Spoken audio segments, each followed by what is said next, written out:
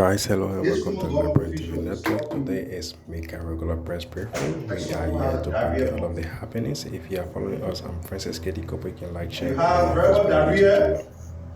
just speak out anything. And coupled with the fact that he was under the influence of alcohol, he went to the studio. He missed the mark and he failed to address some of the issues that he should have spoken to. I know they were talking about a revelation from the EPA boss about the people. The minister spoke about it. But how many of you here don't know that all those extra motorbikes that you saw in the country, where are they? All the vehicles that were bought in the last 6 years of the presidency, where are they? So when people come up to give accountability, one thing we will not do is to take the blame of the wrong government. We came to the Ministry of Information. What we have done is to set ourselves apart. And you bear testament to that. The way we met the ministry is no longer like that. But anything about audits, accountability, they have to account for their stewardship. And so if the EBS issue a statement that justifies the purchase of the vehicle for the president, the best you could do if you have nothing tangible to say in response, when you go on the radio using your diarrhea mouth and say, oh, and the EPA boss want to kill the president. What is that? What is that? We place emphasis on communicating government progress, making sure that the information our people need is given to them. But if there's anybody who thinks that the way you can distract or saturate the public space with lies and misinformation is to go on the radio and play politics, we are not going to, we will not relent to remind you of the facts, because the facts are available. One thing we know here is that we are not forgetful. We are very retentive. We remind you about all the things we did. So it was a disaster. It was a blunder on the part of that former government official. And I think a lot has been said. We will not hold back in providing this information because our people deserve to know facts. What vision is he talking about? Bali Island, 6,000 Nigerian teachers, the airplane cake, the coastal highway, the football stadium across the country. What vision is he talking about? Was there a vision in the first place? Some of the projects that they inherited from the Unity Party government, where fundings were already available, because of the reckless manner and form in which they manage the country, they could not even provide counterpart funding to match what the donors were providing or what they have committed to provide for these projects. Today, you see all of the road projects have been accelerated across the country.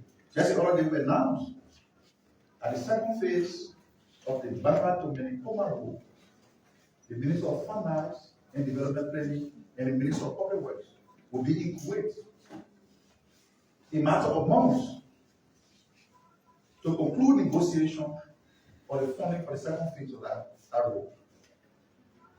Something that they could not do. You want the country to be kept backward because of the so-called quest to protect vision. Keep your vision, Mr. Former President. We'll deliver the development. Thank you.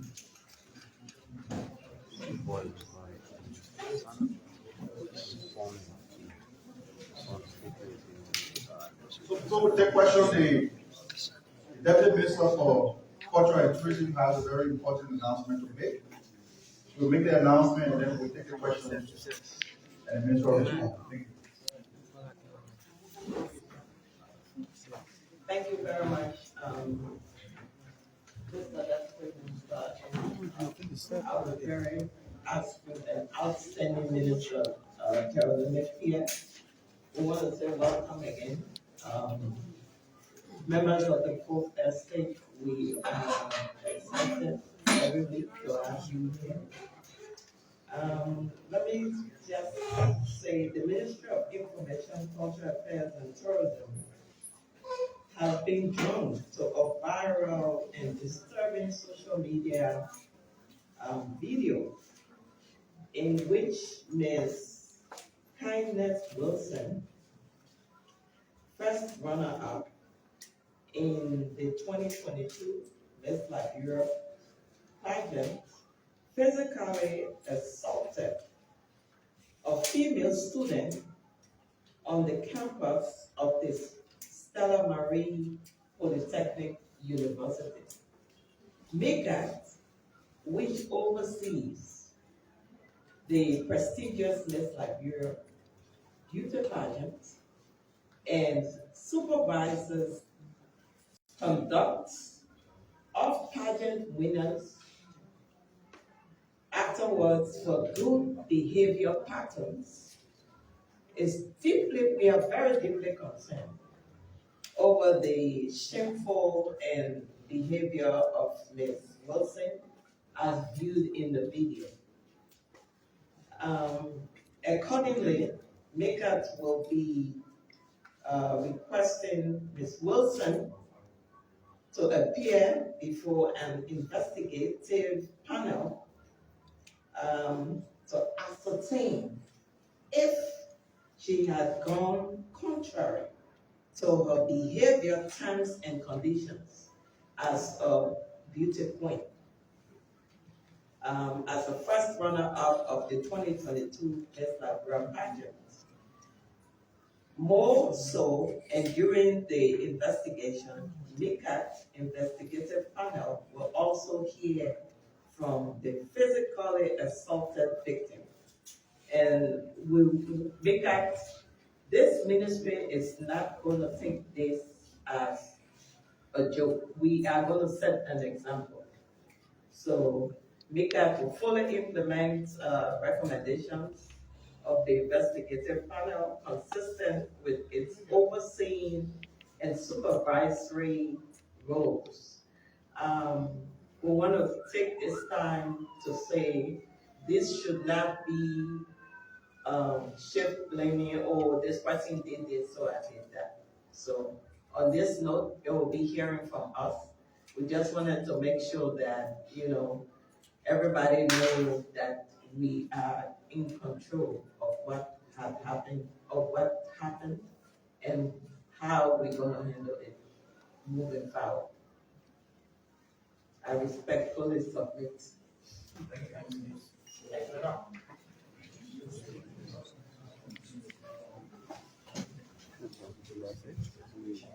So, we have only 2 questions. Please form a queue.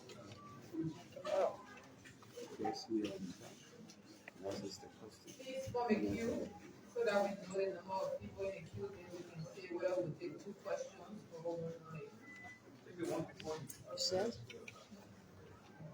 Thank you so much, Minister. Thank you. Welcome back to Liberia. I have 2 Your people, sit down your camera. Okay.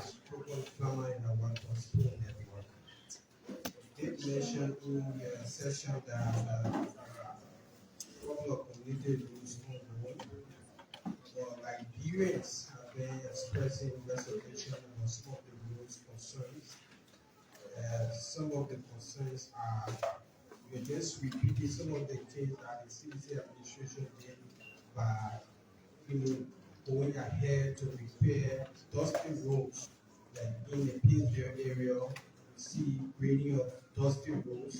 The concern is when the rainy season comes, those roads, will just spoil again. So there's no need for you to grade road in rural communities. Those are some of the concerns they're raising, and you are putting in the achievement of this goal. We have to, balance that regrading dusty roads that were previously existing And Minister Sano, you mentioned that there was no vision of the CDC government, but we are seeing some of the projects that were being implemented before the transitional process. Your administration did not abandon some of those initiatives. They are still, carrying on some of those initiatives currently, like the completion of the Japan Freeway and other infrastructure developments that the former administration, was doing. The administration did not abandon some of the issues, but they decided to take on them. So how can you, consider a statement in a way that you were saying there was no vision, but you are now, continuing some of the projects the CDC administration was doing on your watch. Thank you. So, my name is Joseph Salif, and I report for ABC Radio. Well, I have one question for the Deputy Minister. Prime Minister, I want to know, since you took over as Deputy Minister for Culture, what are some of those programs and policies you put into place to ensure that you advance like one culture out there? And my last question goes to Minister Weah. Minister, a few days ago, we were in the country and we saw something on Spoon that the president was traveling on a private visit. Yeah, private visit. So I want to know if we were to add cost to the president's travels, what's the cost attached to it, and who takes responsibility for that, looking at the economic issues we are facing? Thank you. The Ministry of Information, Culture, Program. Affairs, Tourism, Where's program Flammer? where the Minister proper Where? Ask question, ask no question. Now, where? All right. So, even the America are just coming from, there are places there that are possible. Because here, America, everywhere you find just shining like maybe road leading to some rural communities. Your question suggests that road work should only be focused on people. But just let's take the example. Some of you were running with some negatives when they said no car will get stuck in the box. Along the way the road started from you guys to read the road is poor. By your analogy, you are saying, don't touch it. It's poor way, it's poor way, not do. When I don't say we don't do nothing. Now I mean, if no intervention, for example, was done on all the roads in the country that are dusty roads, because according to you, road work should really be focused on people. Nobody will be able to travel there. The potholes and everything that there will turn into wells. So we have a responsibility not to just build our road for you, but the roads that are considered gravel roads, they gotta be maintained from time to time so they are passable. This country is 177 years.